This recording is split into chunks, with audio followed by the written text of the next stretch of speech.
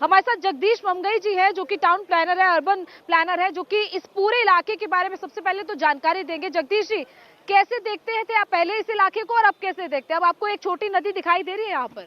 जाहिर तौर पर इस बार पानी का वेग बहुत ज़्यादा है और हर जगह जो है जलमग्न है। तो निश्चित तौर पर ये पिछले 45 साल पहले जब 78 में आई भी थी तो तब यहाँ पर तो थोड़ा बहुत था, लेकिन आसपास का जो क्षेत्र है उस समय ज़्यादा विकसित वो नहीं थी, वहाँ आबादी नहीं थी, तो इसलिए उतना कोई नुकसान भी नहीं हुआ और ज़्यादा इफेक्ट भी नहीं हुआ। लेकिन अभी तो क्या है कि बुराड़ी तक और सारे इधर ओखला तक जो है सारी जगह आबादी है, और आबादी केवल यमुना के साथ नहीं है, यमुना के अंदर भी है।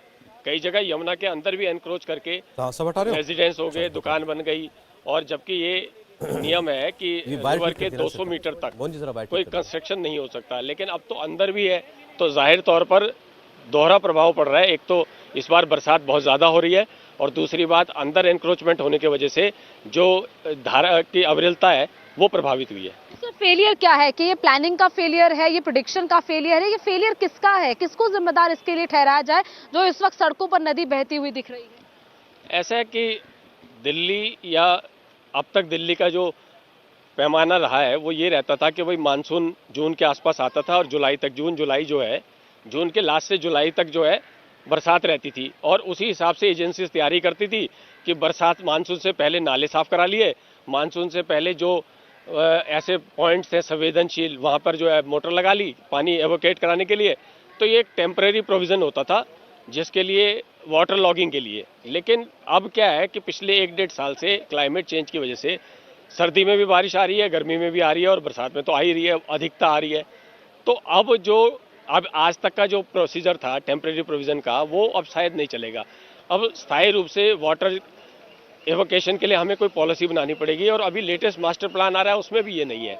तो जाहिर है कि अब दिल्ली ही नहीं, इसमें गुड़गांव और आसपास के स्टेट्स में भी देखा गया है कि इस बार वहाँ भी पहली मंजिल तक पानी आ गया। तो इसका मतलब ये है कि अब ये विषय पर सरकार को गंभीरता से विचार करना चाहिए। जहाँ तक दिल्ली की बात है तो दिल्ली के साथ तो दोहरी स्थिति है।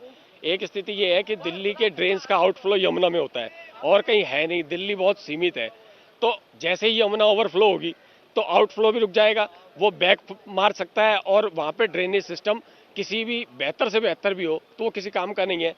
तो दिल्ली को एक तो इस तरीके से सोचना पड़ेगा, और दूसरी बात कि यमुना में अगर पीछे से पानी आ रहा है तो उसके बैरेक्स, अभी जैसे एक बैरेक से आ रहा है और दूसरे और भी हैं, लेकिन उसके लिए ज़्यादातर जगह पानी को रोक रोक के पास आउट। ये तो हमने आज तक वाटर लॉगिंग देखी थी। अब मैं आज जरा इलाका आपको समझाऊं। ये लाल किले की तरफ रोड जाता है, हनुमान मंदिर की तरफ रोड जाता है, लेकिन आज तक सिर्फ आपने इस इलाके में वाटर लॉगिंग देखी थी। पास क्यों दिल्ली में इस वक्त ये हालात है, एक्सपर्ट्स जो है वो बता रहे हैं, और आप लाइव रिपोर्टिंग इस वक्त देख रहे हैं।